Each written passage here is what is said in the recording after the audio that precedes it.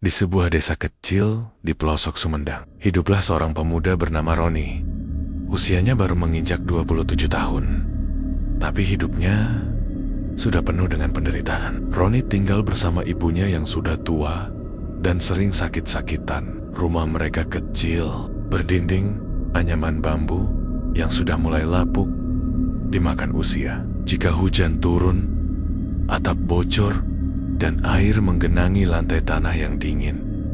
Roni bukan pemalas. Setiap hari ia bekerja serabutan demi bisa mengisi perut ibunya dan dirinya sendiri. Kadang ia membantu Pak RT mengangkut kayu, kadang membantu petani mencabut rumput, bahkan pernah juga jadi tukang cuci motor di warung kopi. Namun, dari semua usaha itu, penghasilannya tetap tak cukup. Ibunya sering menahan lapar, dan Roni pun kerap merasa gagal sebagai anak.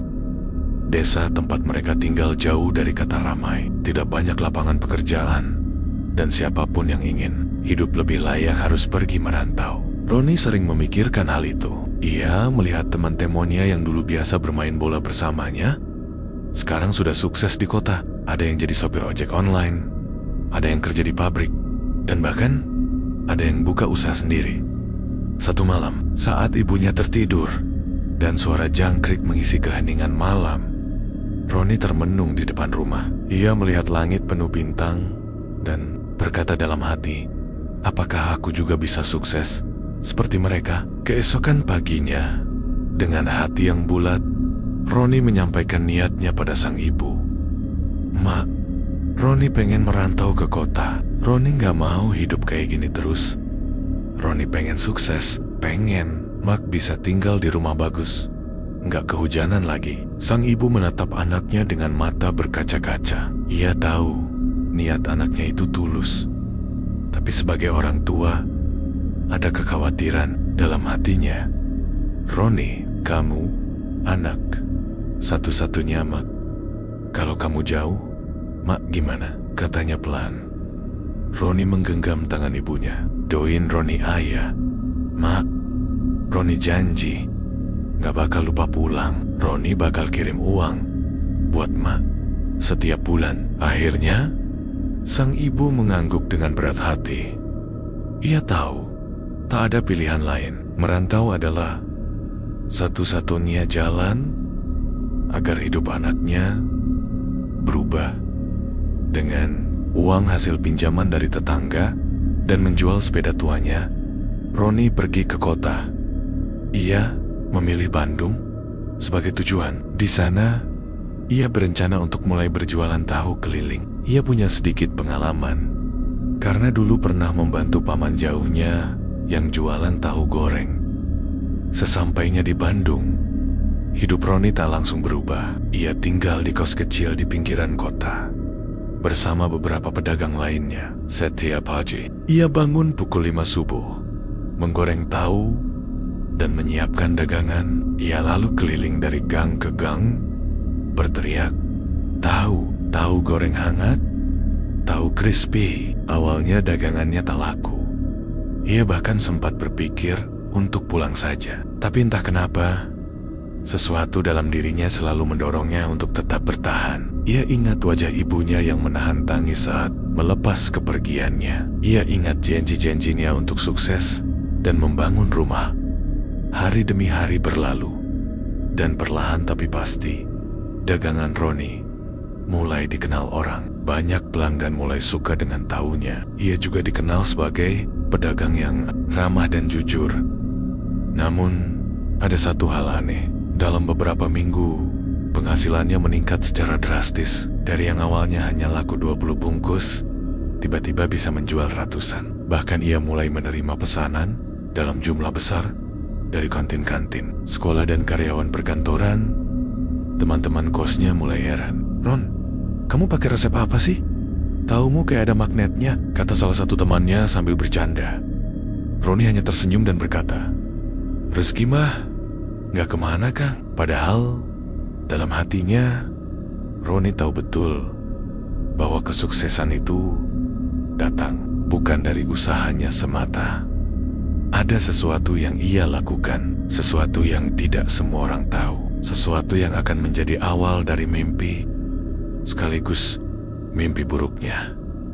Dan begitulah, kisah Roni dimulai dari desa kecil yang penuh kemiskinan, ke kota besar yang membawa harapan dan rahasia kelam. Setelah sebulan tinggal di Bandung, kehidupan Roni mulai terlihat membaik. Ia sudah hafal rut-rut yang ramai pembeli dan mulai punya pelanggan tetap. Setiap pagi, ia mendorong gerobak kecil berisi tahu goreng hangat yang dibumbui racikan sederhana. Wajahnya selalu ramah meski tubuhnya lelah.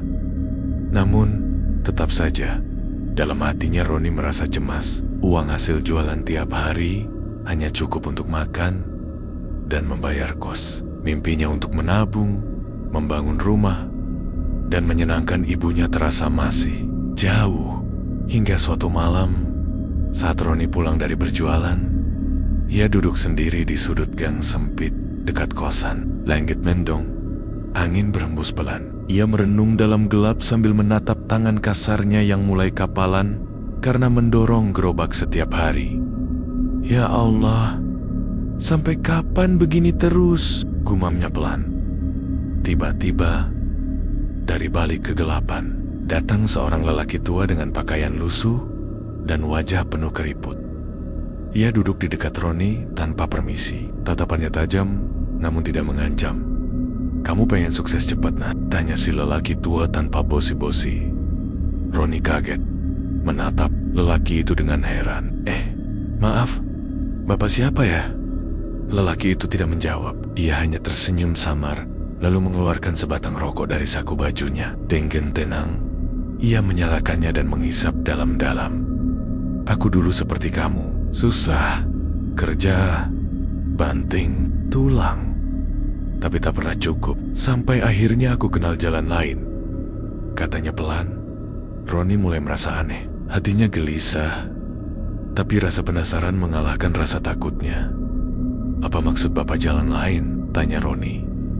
Lelaki tua itu mendekat, lalu berbisik, "Kamu ingin sukses, daganganmu laris, duit datang tanpa henti. Ada caranya, tapi ada sih yang harus kamu tepati." Roni menelan ludah. Entah kenapa, bulu kuduknya berdiri. Suara lelaki itu serak, tapi terdengar seperti ada gema dari tempat lain.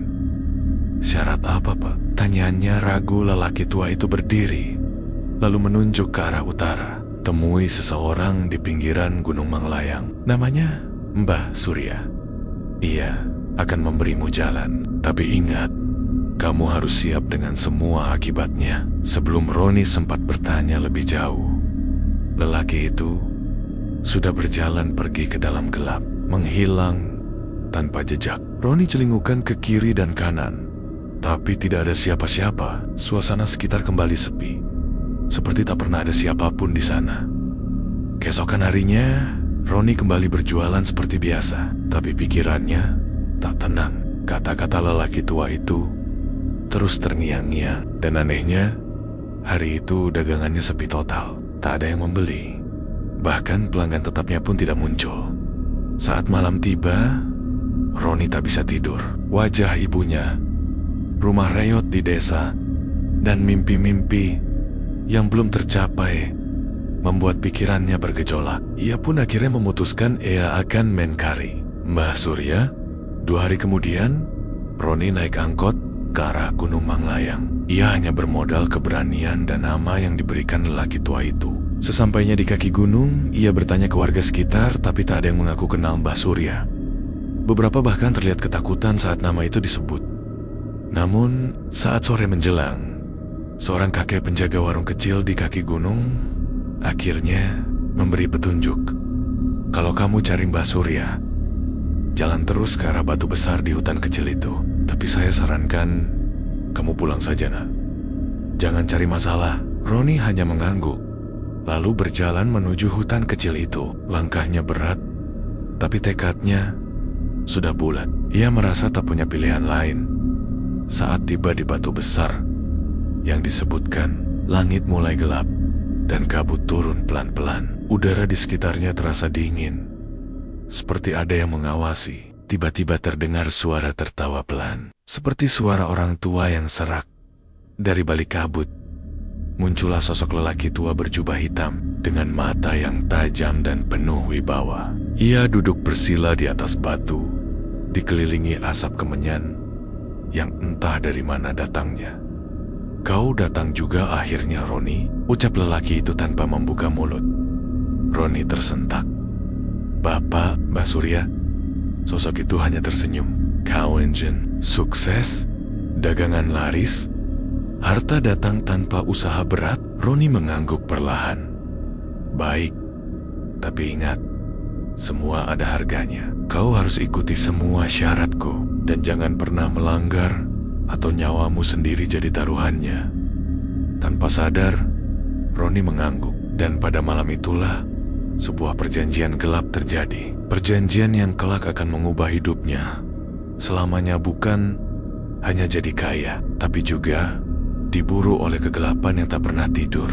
9 bulan telah berlalu sejak Roni memulai perantauannya di kota Bandung. Tak ada yang menyangka pemuda yang dulu hanya tukang serabutan kini kembali ke kampung halamannya dengan kehidupan yang benar-benar berbeda. Ia tak lagi mendorong gerobak tua seperti dulu. Kali ini Roni turun dari mobil pickup baru berwarna hitam dengan pakaian rapi, jam tangan mahal melingkar di pergelangan tangannya, dan senyum lebar terpampang di wajahnya. Warga kampung Sumedang itu sontak heboh. Anak-anak kecil berlari mendekat. Para ibu-ibu berbisik dan para bapak hanya bisa menggelengkan kepala dengan tatapan penuh heran. Itu beneran Roni? Gak salah lihat?" "Iya bener. Katanya merantau, jualan tahu doang. Tapi bis beli mobil? Aneh." Namun Roni tidak ambil pusing. Ia turun dari mobil sambil membawa sekotak besar oleh-oleh. Wajahnya sumringah, seakan dunia sudah ia genggam. Yang pertama ia cari, tentu saja, adalah ibunya. Rumah lama mereka sudah mulai runtuh, namun ibu Roni masih bertahan di sana. Ketika Roni masuk ke dalam rumah, sang ibu yang duduk di tikar langsung meneteskan air mata. Ia tak menyangka anak yang dulu berangkat dengan membawa tas robek kini pulang dengan penuh keberhasilan. "Ma, ini Roni, Ma." "Roni," ucap Roni sambil memeluk ibunya erat. Tangisan pecah di rumah reot itu. Bahagia dan haru bercampur jadi satu. Tanpa menunggu waktu lama, Roni pun mulai melakukan hal besar yang selama ini ia impikan. Ia membeli sebidang tanah di pinggir desa, lalu menyewa alat berat dan beberapa tukang untuk membangun rumah permanen berlantai 2. Dalam waktu kurang dari sebulan, rumah mewah berdiri megah dengan cat putih bersih dan pagar besi hitam menjulang tinggi. Tak hanya itu, Roni juga membeli beberapa petak sawah dan mempekerjakan beberapa pemuda kampung. Ia juga mulai membuka warung tahu goreng di pasar desa, yang anehnya langsung ramai diserbu pembeli setiap hari. Keberhasilan Roni membuat banyak orang terkagum-kagum, tapi di balik semua pujian, terselip rasa curiga. Pak Udin, tetangga yang rumahnya bersebelahan dengan rumah baru Roni, mulai memperhatikan hal-hal ganjil. Ia sering melihat Roni keluar tengah malam, mengenakan pakaian serba hitam, dan berjalan ke arah kebun bambu yang berada di belakang rumah. Setiap malam Jumat, terdengar suara gamelan samar dari kebun itu, diiringi bau kemenyan dan suara aneh yang sulit dijelaskan seperti suara desisan, erangan, dan kadang seperti tangisan. Suatu malam, Pak Udin yang penasaran mencoba mengintip dari kejauhan. Ia bersembunyi di balik semak-semik sambil membawa senter kecil. Saat itu, langit tampak mendung, angin kencang berhembus, dan suasana terasa begitu mencekam. Dari celah dedaunan, Pak Udin melihat Roni duduk bersila di tengah kebun bambu. Di hadapannya ada sebuah kendi berisi darah segar dan seekor ayam hitam yang tubuhnya menggelepar. Di sekelilingnya tertancap beberapa lilin merah, dan di belakang Roni berdiri, sesosok bayangan tinggi besar dengan mata merah menyala. Pak Udin menahan napas. Ia tahu apa yang ia lihat bukanlah hal biasa. Malam itu juga, ia memutuskan untuk melaporkan kejadian itu pada tokoh agama desa, Pak Ustaz Rahmat. Namun, saat hendak menuju rumah Ustadz Tibiteba, kakinya terasa berat dan dingin. Ia terjatuh. Dan ketika menengok ke belakang, ada bayangan hitam yang membuntutinya. Bayangan itu melayang, tidak menginjak tanah. Dengan wajah menyeramkan tanpa mata, Pak Udin pingsan di tempat. Keesokan paginya, warga menemukannya di bawah pohon waru dalam keadaan menggigil dan ketakutan. Setelah sadar, ia hanya bisa berkata, "Jangan ganggu dia, jangan ikut campur." Sejak hari itu, tak ada lagi yang berani membicarakan Roni secara terang-terangan.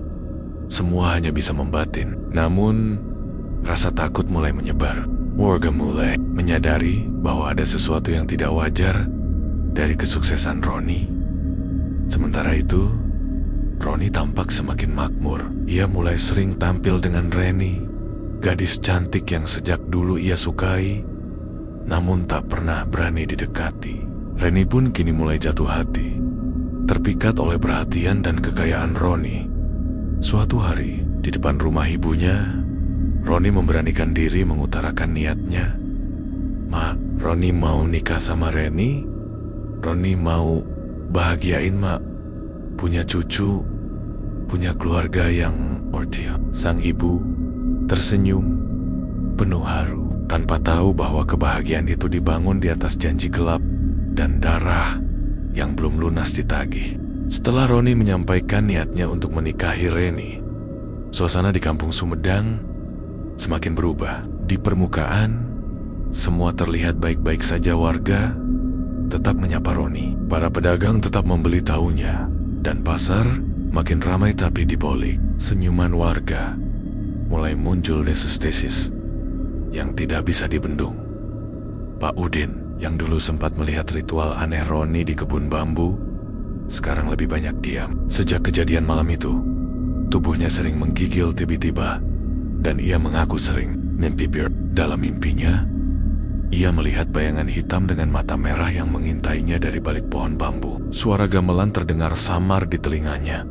Meskipun ia tidak sedang tidur, istrinya pun mengeluh karena setiap malam Jumat, Pace Udin Siring terbangun dan duduk di sudut ruangan sambil bicara sendiri. Warga lain pun mulai merasakan hal aneh. Anak-anak kecil takut lewat dekat rumah Roni saat malam tiba. Mereka belang. Ada suara tertawa perempuan dari balik pagar. Meski rumah tampak kosong, kadang terlihat sosok tinggi di jendela atas, berdiri diam menatap keluar. Tapi anehnya, sosok itu tak pernah terlihat jelas, hanya bayangan gelap yang samar. Ibu-ibu di kampung juga mulai memperbincangkan perubahan Roni. Dulu, ia ramah, sopan, dan rendah hati. Tapi sekarang, Roni lebih sering menyendiri. Jika Ada Yang bertanya terlalu banyak, wajahnya berubah dingin. Bahkan matanya terlihat tajam seolah mengancam. Beberapa warga yang awalnya dekat mulai menjaga jarak. Dulu saya pernah tanya soal rahasia tahunya. Kenapa bisa seenak itu sampai semua orang ketagihan? Tapi Roni langsung diam, wajahnya gelap. Sejak itu, saya nggak berani tanya lagi, ujar. Bu Erna, salah satu langganan tahu Roni. Namun, bukan hanya sikap Roni yang berubah. Hal-hal aneh mulai terjadi secara fisik. Suatu pagi, warga dikejutkan dengan kejadian tak biasa di pasar. 3 ekor kucing ditemukan mati tergantung di pintu warung Roni. Lidah mereka menjulur panjang, dan mata mereka menghadap ke arah kebun bambu di belakang rumah Roni. Tak ada yang berani mendekat. Roni hanya tersenyum ketika diberitahu. "Kucing liar aja, biasa itu," katanya santai. Tapi malam harinya, warga yang tinggal dekat rumah Roni mendengar suara tangisan perempuan dari dalam rumah. Tangisan yang lirih, penuh luka, seperti seseorang yang sedang disiksa. Beberapa warga mencoba mengintip, tapi tak ada yang terlihat. Lampu di dalam rumah mati total. Hanya terlihat sesekali kilatan cahaya merah dari arah lantai 2. Pak Ustaz Rahmat tokoh agama di kampung, akhirnya merasa perlu turun tangan. Ia datang ke rumah Roni di siang hari, ditemani 2 orang pemuda masjid. Mereka datang dengan sopan, menawarkan bantuan spiritual karena banyak warga yang mulai resah. Namun, saat mengetuk pintu, Roni tidak langsung membukanya. Baru 5 menit kemudian, pintu terbuka dengan sendirinya. Pelan, berderit. Roni berdiri di sana, tersenyum dingin, wajahnya pucat, dan matanya tampak sayu, seperti tidak tidur semalaman. "Maaf, Ustadz, saya sedang sibuk. Kalau ada perlu, lain waktu saja," ucapnya datar.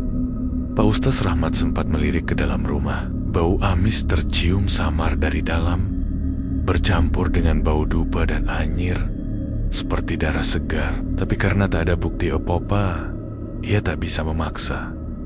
Sebelum pulang, Pak Ustadz sempat mengucap, "Ingat nak, rezeki yang diberkahi tak pernah datang dengan jalan kotor. Jika kau sedang memikul sesuatu yang bukan dari Allah, cepatlah kembali."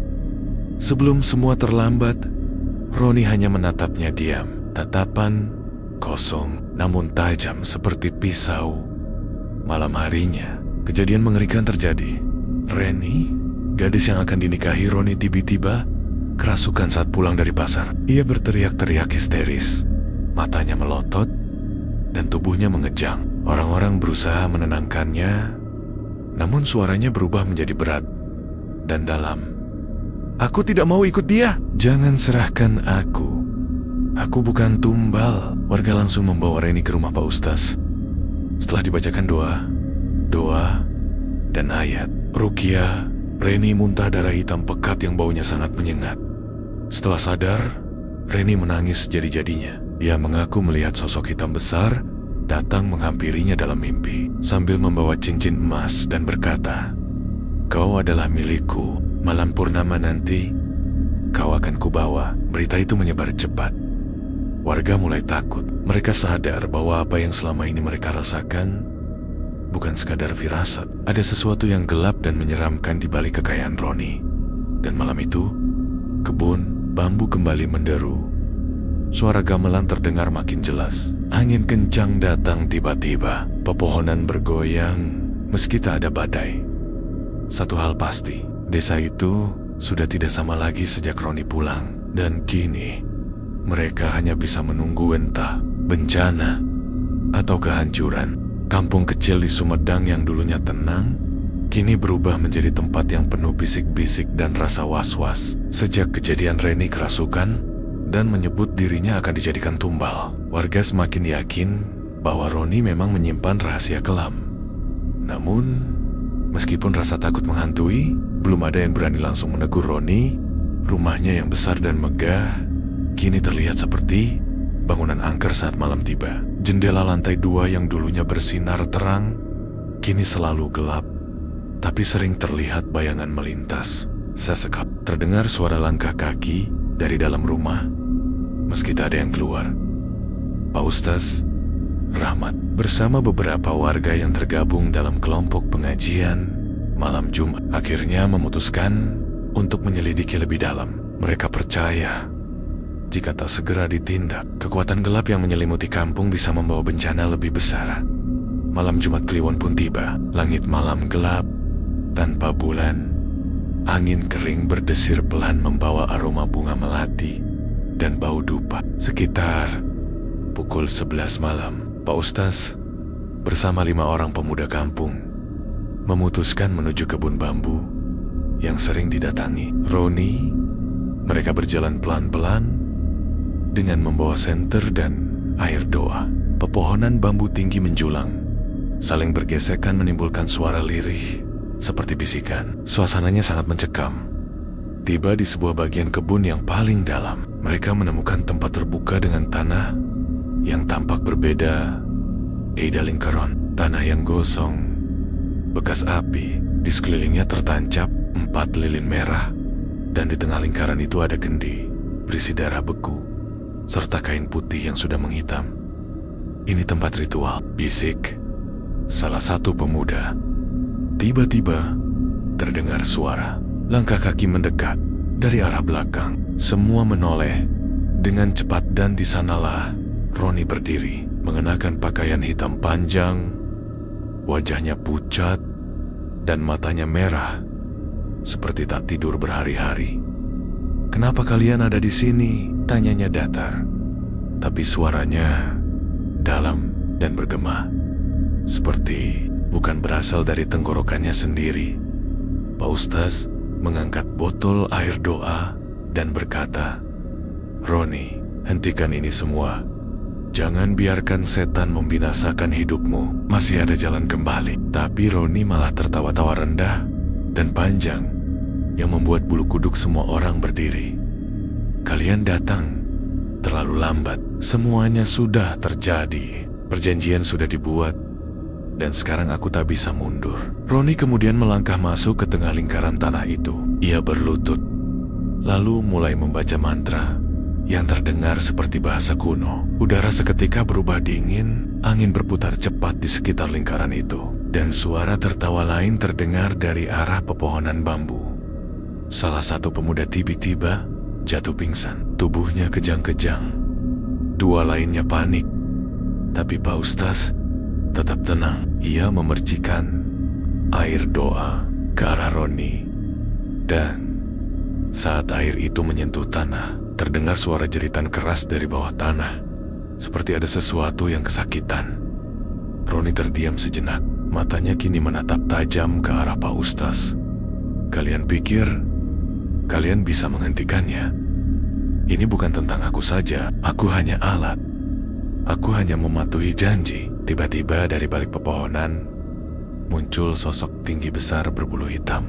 Mungkin tidak jelas, matanya merah menyala dan giginya seperti taring panjang. Sosok itu melayang, tidak menginjak tanah, dan mengeluarkan suara berat seperti binatang itu. "Itu tuannya!" teriak salah satu warga.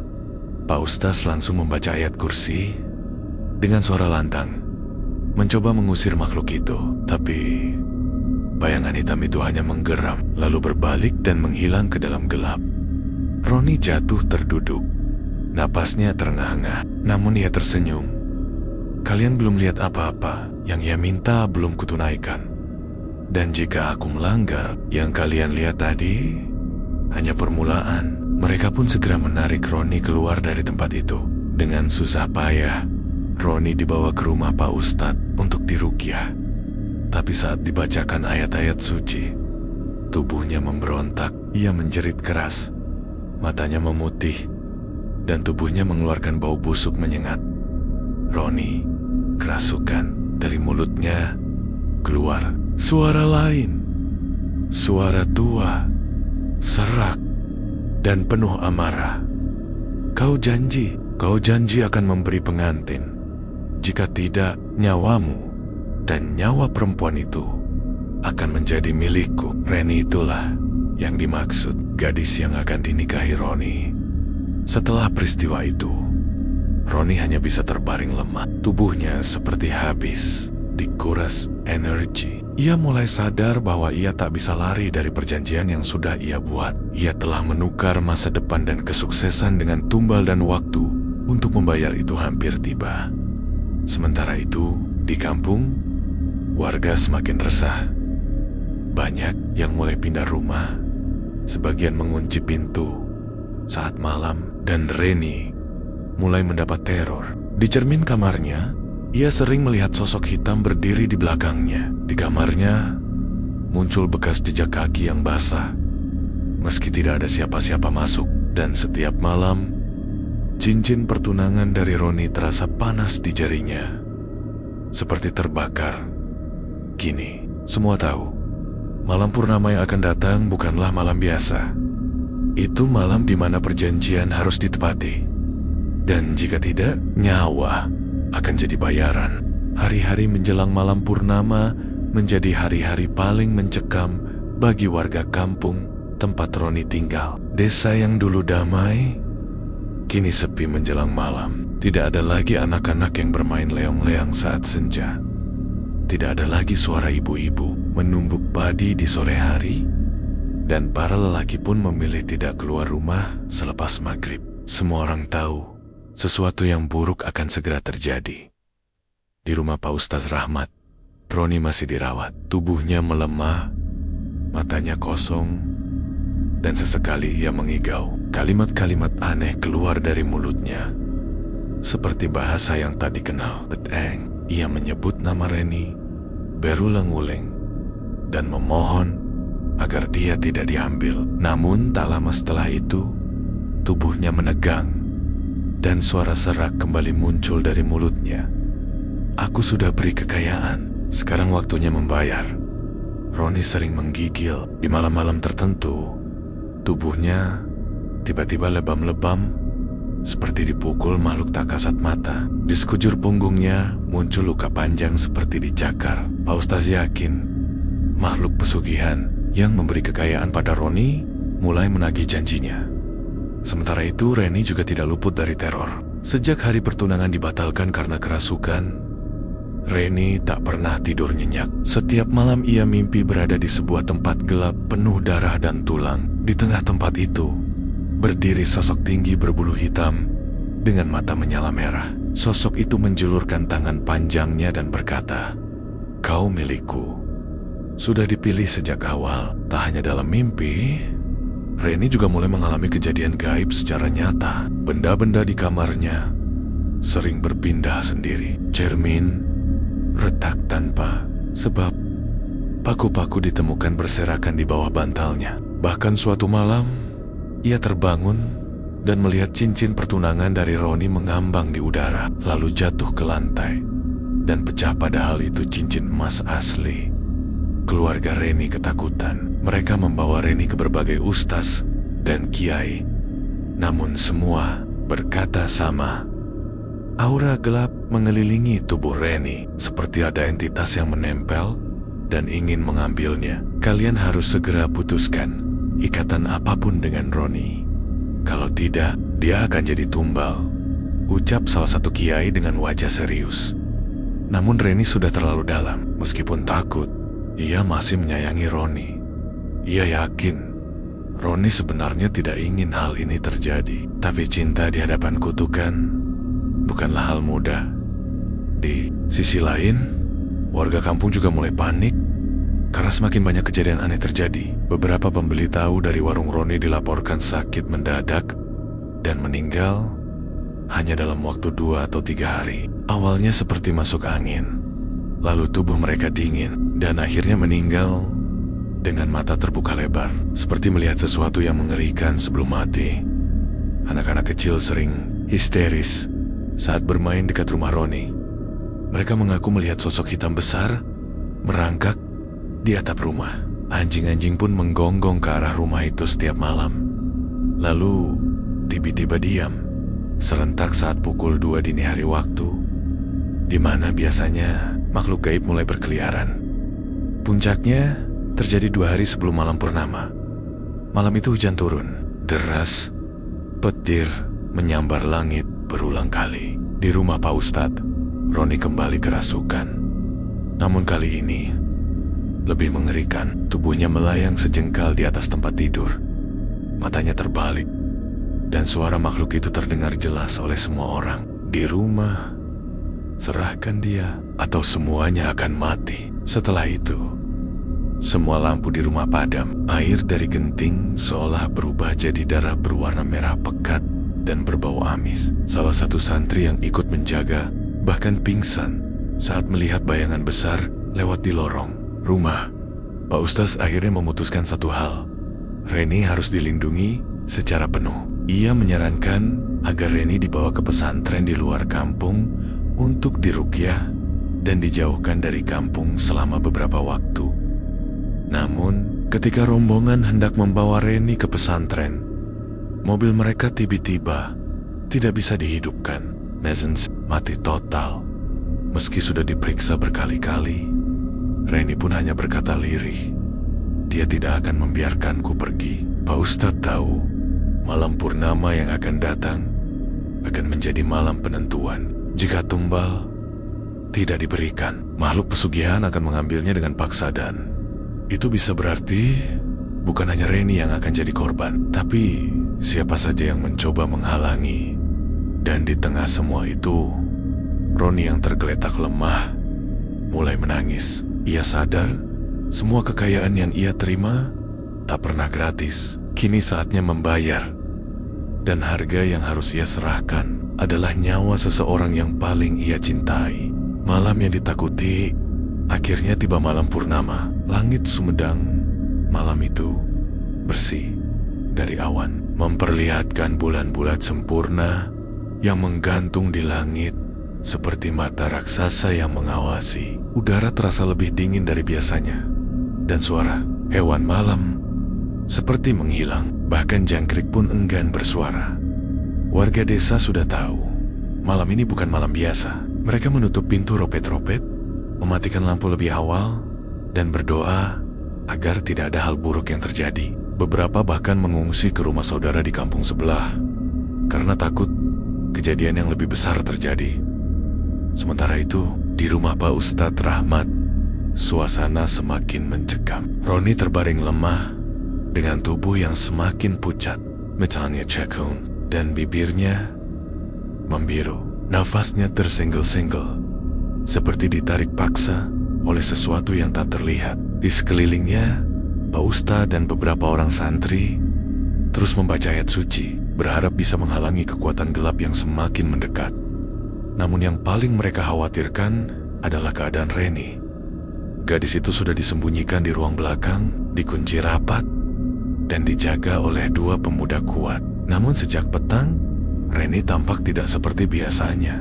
Wajahnya pucat, matanya sering kosong, dan ia berkali-kali memeluk tubuhnya sendiri sambil berbisik, "Aku dingin." Dia dekat. Tepat pukul 12 malam, angin kencang berembus dari arah kebun bambu di belakang rumah Roni. Angin itu tidak membawa bau tanah atau hujan, melainkan bau busuk dan amis, seperti bangkai yang sudah berhari-hari membusek. Pohon bambu bergoyang keras, seperti ada sesuatu yang sedang bergerak liar di antara batang-batangnya. Lalu terdengar suara gamelan, suara yang tidak berasal dari alat musik biasa. Suara itu lirih, menakutkan, seperti dimainkan oleh tangan-tangan dari alam lain. Suara yang hanya bisa terdengar oleh mereka yang telah berhubungan dengan dunia gelap. Roni tiba-tiba terbangun dengan mata melotot. Ia berteriak, "Jangan bawa dia! Aku akan datang! Aku akan datang! Tapi jangan ambil dia!" Tubuhnya bangkit dengan sendirinya, seperti ditarik oleh kekuatan tak kasat mata. Ia berlari keluar rumah tanpa bisa dihentikan siapapun. Beberapa santri mencoba mengejarnya, tapi tubuh Roni melompat pagar seperti bukan manusia. Ia menuju keban bambu. Di saat yang sama, pintu ruangan tempat Reni disembunyikan bergetar hebat. Dua pemuda penjaga ketakutan, namun sebelum mereka bisa melakukan apa-apa, lampu padam dan bayangan hitam melayang masuk lewat ventilasi. Kedua pemuda itu langsung terhempas ke dinding, pingsan seketika. Reni berjalan keluar sendiri, tapi dengan kesadarannya, wajahnya kosong dan matanya memutih. Ia berjalan seperti dituntun oleh sesuatu menuju tempat yang sama. Kebun bambu. Di tengah kebun itu, tempat ritual lama kembali menyala. Lilin-lilin merah menyala sendiri. Tanah terbuka, memperlihatkan lubang besar berisi darah dan tengkorak. Dan dari lubang itu, muncul sesosok makhluk besar. Hitam pekat, matanya merah menyala, dan suaranya bergema di seluruh kebun. Aku menagih janji. Sang pengantin harus diserahkan. Malam ini, darahnya akan memperkuat perjanjian 1000 tahun. Roni yang sudah berdiri di sana menangis sambil berlutut, "Ambil aku saja." "Jangan dia. Aku yang buat perjanjian. Bukan dia." Makhluk itu hanya tertawa. "Tapi kau berjanji. Kau bilang saat kekayaan datang, tumbal perempuan yang paling kau cintai akan jadi bayaran. Dan sekarang dia, Reni, adalah milikku." Tiba-tiba, Reni muncul dari balik pepohonan. Wajahnya masih kosong, tapi tubuhnya mulai gemetar. Ia berdiri di tepi lubang ritual, tepat di depan makhluk pesugihan. Pak Ustadz dan para santri yang mengejar akhirnya tiba di lokasi. Melihat keadaan itu, mereka langsung membentuk lingkaran dan mulai membaca ayat-ayat suci dengan lantang. Suara mereka menggema, beradu dengan suara makhluk gaib yang mengaum marah. Reni mulai menjerit. Tubuhnya ditarik perlahan ke arah lubang. Darah mulai keluar dari telinganya. Roni berlari, memeluk Reni, mencoba menariknya kembali. Pak Ustaz, Rahmat maju ke depan. Dengan suara tegas dan lantang, ia membaca ayat kursi sambil memercikkan air doa ke arah makhluk hitam itu. Makhluk itu menjerit keras. Asap hitam mengepul dari tubuhnya. Dengan nama Allah yang Maha Perkasa, aku perintahkan kalian kembali ke alam kalian, teriak Pak Ustaz. Cahaya dari langit menyambar ke tanah tempat ritual itu. Lilin-lilin padam, makhluk pesugihan mengerang marah, lalu perlahan tubuhnya berubah menjadi asap tebal dan menghilang. Tanah kembali tertutup, dan suara gamelan sirna seketika. Roni jatuh pingsan. Reni menangis dalam pelukan para santri. Malam itu berakhir dengan sunyi, tapi semua orang tahu sesuatu telah berakhir dan sesuatu telah diselamatkan. Namun harga yang dibayar bukan sedikit dan luka batin yang ditinggalkan takkan mudah hilang. Pagi setelah malam purnama itu datang dengan langit kelabu, matahari memang muncul dari balik perbukitan, tapi sinarnya terasa lemah, seperti enggan menyinari kampung yang baru saja dilewati oleh kegelapan. Warga desa mulai keluar rumah perlahan. Masih takut-takut, mereka belum percaya bahwa malam mengerikan itu telah berlalu.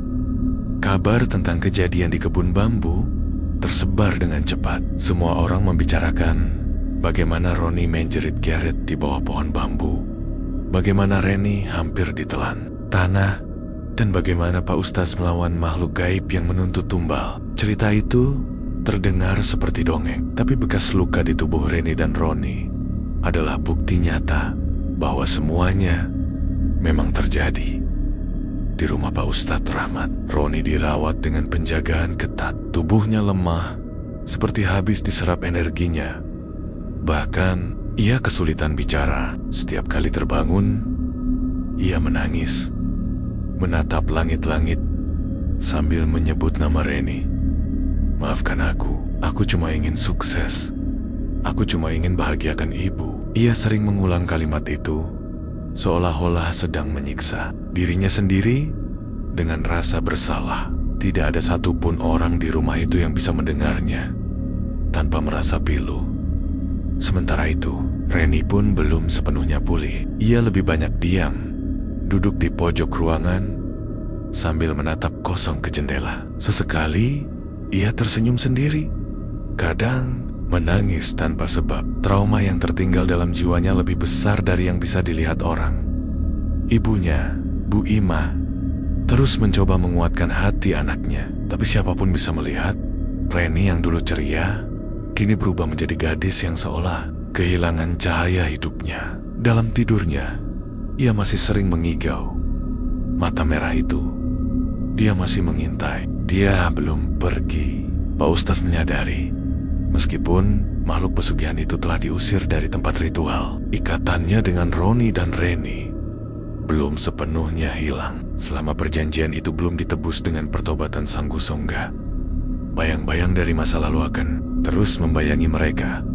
Beberapa hari kemudian, Pak Ustaz mengajak Roni ke sebuah pesantren tua yang terletak di kaki gunung Cakrabuana. Di sana, Roni mengikuti pengobatan batin dan ruqyah intensif selama beberapa minggu. Setiap hari ia menangis, memohon ampun, dan mengakui semua yang pernah ia lakukan. Di hadapan para kiai, ia menceritakan seluruh perjalanan gelapnya. Bagaimana ia bertemu lelaki tua misterius di gang, bagaimana ia mencari Mbah Surya, melakukan perjanjian darah di malam Jumat Kliwon, dan bagaimana setiap malam Jumat ia harus memberi persembahan di kebun bambu. Persembahan yang awalnya hanya berupa dupa dan bunga, lalu meningkat menjadi darah ayam hitam, dan terakhir mulai diminta tumbal manusia. Awalnya semua terasa biasa, dagangan laku keras Wong Menggeler. dan aku senang. Tapi setiap kali aku bahagia, ada suara dalam hatiku yang menagih. Dan makin aku sukses, makin sering suara itu muncul. Selama di pesantren, Roni mulai berubah. Ia tak lagi mengejar dunia dan lebih banyak berdoa. Ia sadar kesalahan terbesarnya bukan hanya membuat perjanjian dengan jin pesugihan, tapi juga melibatkan orang-orang yang ia cintai. 1 bulan kemudian, Roni kembali ke kampung. Ia datang bukan dengan kendaraan mewah, bukan dengan pakaian mahal, tapi hanya dengan selembar baju koko dan celana sarung. Rumah megah yang dulu ia bangun kini ditinggalkan dan dibiarkan kosong. Tak ada satupun warga yang berani menempatinya. Warga bilang rumah itu dingin dan sering terdengar suara-suara aneh di malam hari. Roni memilih tinggal kembali di rumah lamanya bersama ibunya. Ia mulai hidup sederhana, kembali berdagang tahu, tapi kali ini dengan usaha murni tanpa campur tangan makhluk halus. Dagangannya tidak sehebat dulu, tapi cukup untuk hidup. Ia lebih tenang, lebih damai. Reni pun perlahan mulai pulih. Setelah menjalani perawatan rohani yang sama, ia mulai tersenyum kembali. Meski belum seceria dulu, ia dan Roni masih saling menyayangi. Tapi mereka tahu, luka yang pernah dibuat tidak bisa sembuh begitu saja. Suatu sore, Roni mendatangi Reni yang sedang duduk di beranda rumahnya. "Ren, aku nggak pantas nikahin kamu. Aku udah bawa kamu ke dalam dunia yang kotor. Aku cuma mau bilang terima kasih karena kamu masih hidup." Reni menatap Roni dengan mata berkaca-kaca. Ia menggeleng pelan. "Yang penting sekarang kamu berubah, Ron. Itu udah cukup." Mereka hanya duduk berdua di beranda, menatap langit senja yang perlahan berubah jingga. Tak ada janji manis, tak ada lamaran, hanya diam dan pengampunan. Warga kampung mulai hidup tenang kembali. Tapi kisah Roni tetap diingat sebagai pelajaran bahwa tidak semua kesuksesan datang dengan cara halal, dan bahwa janji kepada iblis selalu datang dengan harga-harga yang dibayar dengan darah, air mata, dan kehilangan.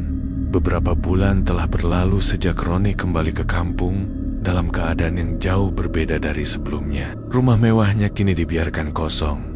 Gerbangnya ditutup rapat dan tak seorang pun berani mendekat, apalagi masuk. Meskipun Roni telah bertaubat dan meninggalkan semua perjanjian gelap itu, bekas-bekas energi kotor masih menyelimuti bangunan tersebut.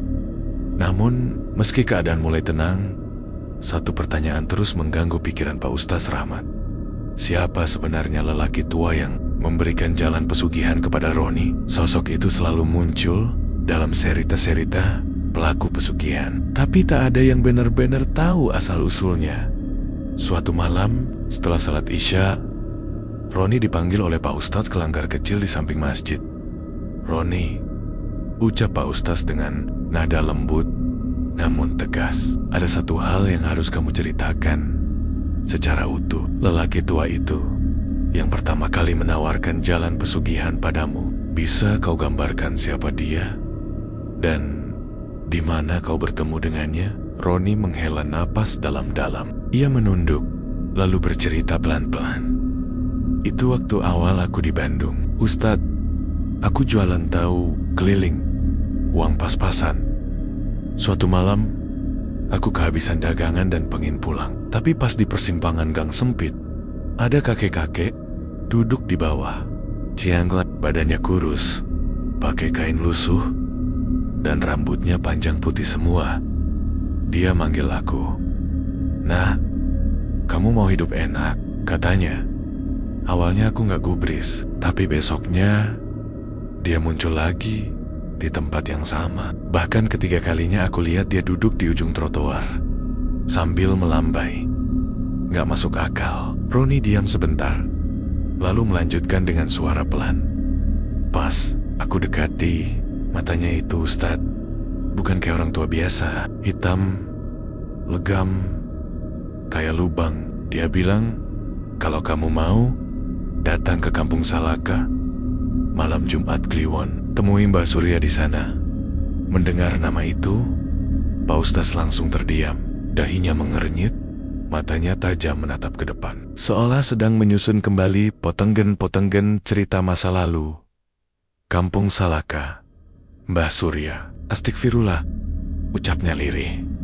Pak Ustaz selalu berdiri, mengambil kitab tua dari lemari. Ia membuka lembaran demi lembaran, hingga berhenti pada satu halaman yang sudah menguning. Di situ tertulis dengan aksara Jawa kuno, yang artinya kira-kira di antara gunung dan sungai tersembunyi desa yang tak kasat mata. Di sana sang penjaga perjanjian hidup abadi, namanya Suryajat Mika, penjaga gerbang dunia bawah. Roni, kamu tahu, Mbah Surya bukan manusia biasa. Dulu sekali, mungkin ratusan tahun lalu, dia adalah pertapa sakti yang terjerumus dalam ilmu hitam.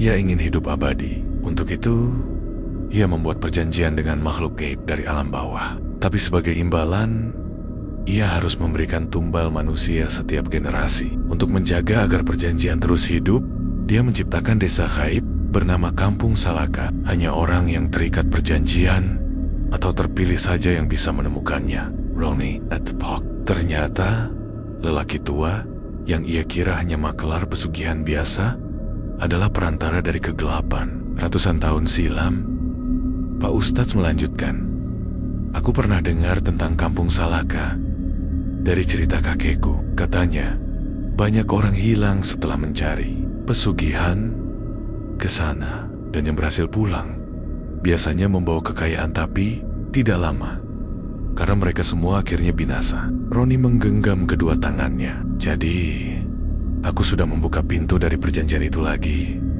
Ya Ustadz? Pak Ustadz mengangguk. Iya, dan kamu bukan orang pertama, tapi mungkin kamu bisa jadi yang terakhir. Jika kamu bersedia menutup pintu itu untuk selamanya. Dengan tekad bulat, Roni menyatakan siap melakukan apapun untuk menebus semua dosanya dan memutuskan rantai gelap itu. Maka, mereka pun mempersiapkan perjalanan ke bekas tempat ritual di kebun bambu belakang rumah kosong milik Roni. Malam Jumat Kliwon berikutnya, Roni, Pak Ustaz, dan beberapa orang pilihan dari pesantren pergi ke sana. Mereka membawa air doa, kitab, dan bacaan yang khusus untuk pemutusan ikatan haid. Tiba di tengah kebun bambu, angin langsung berembus kencang. Suara bisikan terdengar jelas, disertai dengan aroma kemenyan yang tiba-tiba menyengat. Padahal tak ada yang membakar apapun. Pak Ustaz mulai membaca doa pemutus, tapi baru beberapa bait dibaca, tanah mulai bergetar. Lilin-lilin yang mereka bawa padam, dan dari bayangan pohon bambu muncul sosok bayangan besar dengan mata merah menyala. Kalian pikir bisa memutuskan begitu saja? Perjanjian ini sudah berjalan ratusan tahun. Suara itu menggelegar. Pak Ustaz tak gentar. Ia berdiri sambil membaca ayat kursi dan ayat-ayat ruqyah. Sementara Roni menutup matanya, mengangkat tangan ke langit, dan berkata keras, dengan nama Allah, aku batalkan seluruh perjanjian. Harta itu bukan milikku, nyawa siapapun bukan milikku. Aku berserah kepada Yang Maha Kuasa. Langit bergetar. Petir menyambar tak jauh dari tempat mereka berdiri. Suara makhluk itu menjerit-jeritan panjang yang menyayat telinga. Tanah bergetar hebat, dan dari dalamnya muncul api hitam sebelum akhirnya menghilang ditelan bumi. Setelah itu, segalanya menjadi sunyi. Kebun bambu tenang, tak ada lagi suara aneh, tak ada lagi hawa dingin yang menusuk tulang. Pintu perjanjian itu telah tertutup. Hari-hari setelah ritual pemutusan perjanjian itu terasa jauh lebih tenang. Desa yang sebelumnya dicekam, ketakutan mulai pulih. Perlahan, suasana pasar kembali ramai.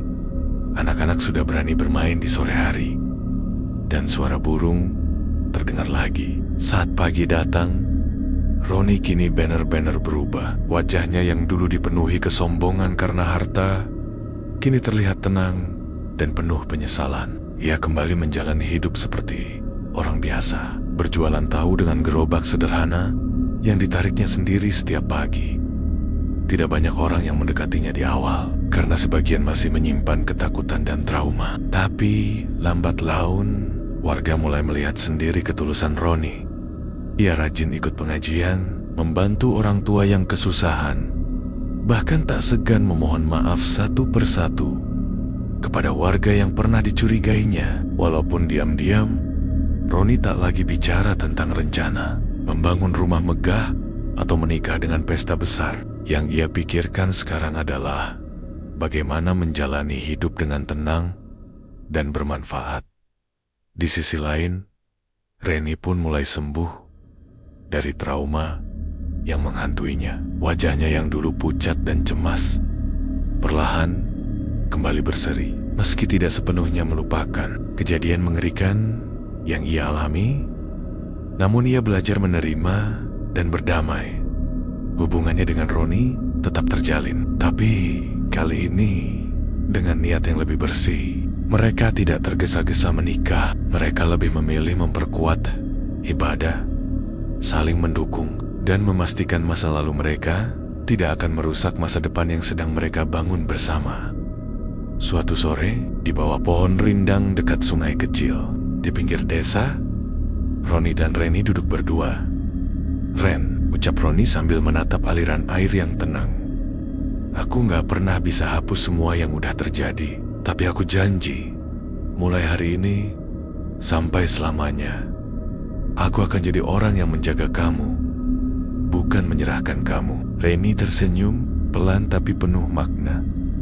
"Aku tahu, Ron, kita sama-sama pernah terluka, tapi Allah kasih kita kesempatan kedua. Yang penting, kita jangan ulangi kesalahan itu lagi, dan jangan pernah lari dari ujian hidup." Dari kayahan, matahari perlahan tenggelam. Sinar oranye keemasan memantul di permukaan sungai, seakan menghapus bayangan gelap masa lalu mereka.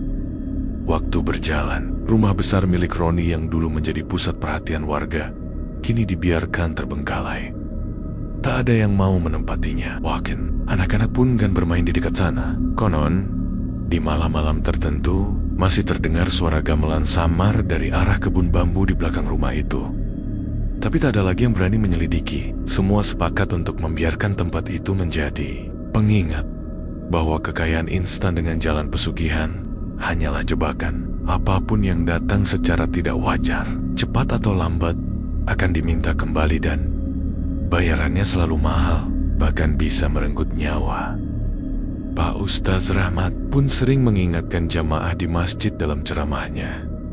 Setiap rezeki yang datang dari Allah akan membawa ketenangan, tapi rezeki dari jalan yang kelam, meskipun terlihat mewah, pasti akan berakhir dengan air mata. Syukuri apa yang ada, karena yang sedikit tapi berkah lebih baik dari yang banyak tapi penuh kutukan. Beberapa tahun kemudian, Roni dan Reni akhirnya menikah, bukan dengan pesta besar, bukan di aula mewah, tapi dengan sederhana dan sakral. Di masjid desa, warga datang, mendoakan, dan memberi restu sepenuh hati. Banyak dari mereka yang bahkan meneteskan air mata karena tahu betapa berat perjalanan yang telah dilalui pasangan itu. Mereka memulai hidup dari nol, membangun rumah kecil dari kayu di tepi sawah. Di sana, mereka hidup tenang, jujur, dan damai. Dan setiap malam, sebelum tidur, Roni selalu mengajak Reni berdoa bersama. Ia tahu, kegelapan itu mungkin telah pergi, tapi godaannya bisa datang lagi kapan saja. Dan mereka tahu, hanya dengan iman dan kejujuran, manusia bisa benar-benar bebas dari jerat setan.